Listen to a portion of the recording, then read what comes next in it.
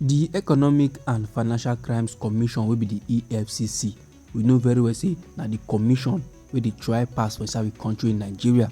The EFCC too try abeg, na dem dey catch bad guys, dey catch fraudsters, but the wahala be say if dem talk say make everybody for inside we country in Nigeria praise the EFCC sake of the things and things wey dem dey do, we see am say many youths for inside we country in Nigeria dem no go gree praise the EFCC sake of say the EFCC don arrest many yahoo boys and almost all of them na youths. Then where another wahala come dey be say the Nigerian police force now, whether they wan feel among abi na which level, they just dey arrest people anyhow. If you do dread, they go say you be yahoo person. Get how you go dress, they go say you be yahoo person. If you waka anyhow, they go say you be yahoo person. Then if you be young guy and you come dey drive, you be customer, you be yahoo boy, you no get wetin you wan just tell them wey go make them believe you. All those kind levels now, you get as e be. We understand the fact say fraudsters too plenty for inside we country Nigeria, but on the process of arresting fraudsters, no come go dey harass innocent ones dem. No go dey harass people wey no do anything, wey no follow, wey no join, wey no get connection to anything wey concern yahoo or fraudsters or any cyber crime levels dem. But we still need to give accolade to the Economic and Financial Crimes Commission because they dey try well well.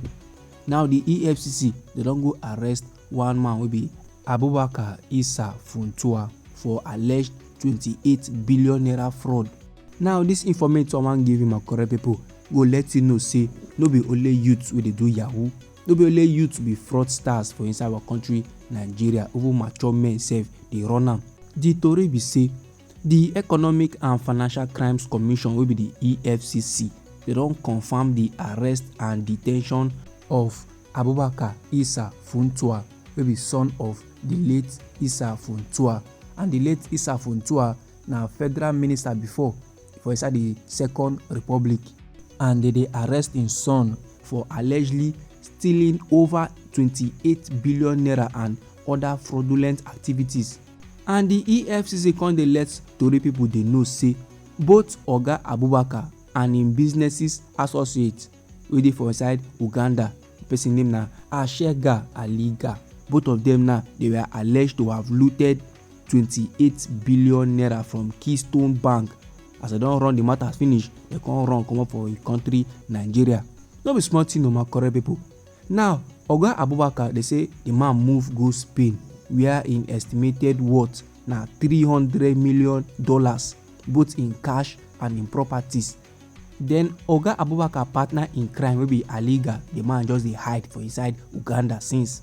But last my correct people, the operatives of the Economic and Financial Crimes Commission come go arrest Oga Abubakar for inside the man house for Abuja, and na the spokesperson of the Economic and Financial Crimes Commission wey be Dele Oyewale na him confirm the arrest for inside one chat like that wey him get with tori people. Now I believe say when everybody dey buy ram, dey do sallah, dey enjoy their life, this man him go dey for the detention of the Economic and Financial Crimes Commission wey be EFCC. No be small matter my correct people. According to the EFCC, they say Oga Abubakar and him partner in crime, they don use 13 formed companies to collect agricultural loans from the Central Bank of Nigeria under Godwin Emefiele, and since dem collect the loan, they don pay only 7 billion naira before they come decide to go into hiding. And the names of these 13 companies wey dem use na: number 1, Stephem Agriculture Nigeria Limited; number 2, Middle Image Farm Limited; number 3, Agricultural Derivatives Limited; number 4, Charis 2014 Global Limited; number 5, Ikes Agro Allied Resources Limited; number 6, Pearson Agro Allied; number 7, Wholes Food Processing Limited; number 8, Tenaco Farms and Food Nigeria Limited; number 9, House of Escol Limited; the 10th one na Mavec Global Concept Limited; the 11th one na Esteem Farms Limited; the 12th one na Willimonia International; then the 13th one na Agric Agro Investment Limited. Now before I proceed onto the matter my correct people, if you know say you dey do business with any of these companies so I just mention so, just comot body, e get why. And based on information we gather, my correct people, come find out say Oga Abubakar and him partner in crime wey be Aliga, dem use different formats, as in they use mago means take set up one company wey dem call Celtrix Nigeria Limited, where they can go drop most of the 28 billion naira wey dem collect from the Central Bank of Nigeria as agric loans. This Celtrix Nigeria Limited now, e come be like warehouse where you just go drop the money.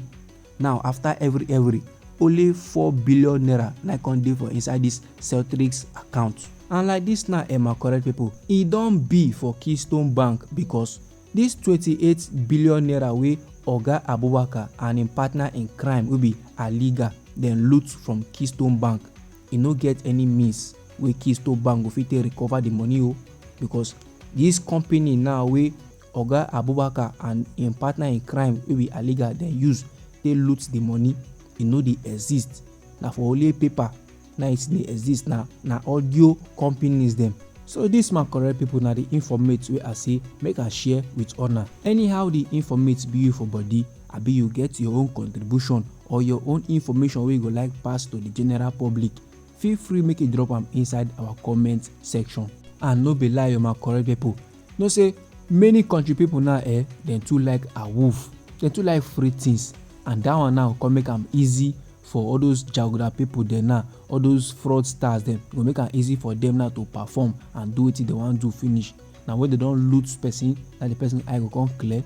No, abeg, make all of us now dey shine our eye for inside this our country Nigeria. Make we dey very very careful, make we no come go pull leg for where we no suppose to pull leg, make we no go do the things wey we no suppose to do, make we no go fall victim of these fraud activities. And my correct people, we don confirm am na say no be only youth dey do fraud, no be only youth dey do yahoo for inside we country Nigeria. Just take this men for example, this Oga Abubakar and him partner in crime wey be Aliga, just take them for example. They don go forge 13 fake companies dem just to collect loan from CBN. Just imagine. And the 28 billion naira now, we no know how dem take loot am from Keystone Bank, but we know say that kind of things e no good at all. So abeg, make we try dey careful, make we try dey shine our eyes for the things and things wey we dey do, understand, make we no go fall victim. And no forget, this na Anointed Lady TV, na we dey like give una ogbonge and legitimate informate on the things and things wey dey happen for inside we country Nigeria. So if you never subscribe to this channel, abeg make you try go subscribe and make you turn on the notification bell, so that as we dey bring the news dey come, na you go first get the update and you go get am sharp. And abeg make you try to share the news to your family and friends. No dey stingy with the updates, make them too dey know wetin dey happen for inside our country Nigeria. I dey bring another update for you, my correct people. No go anywhere.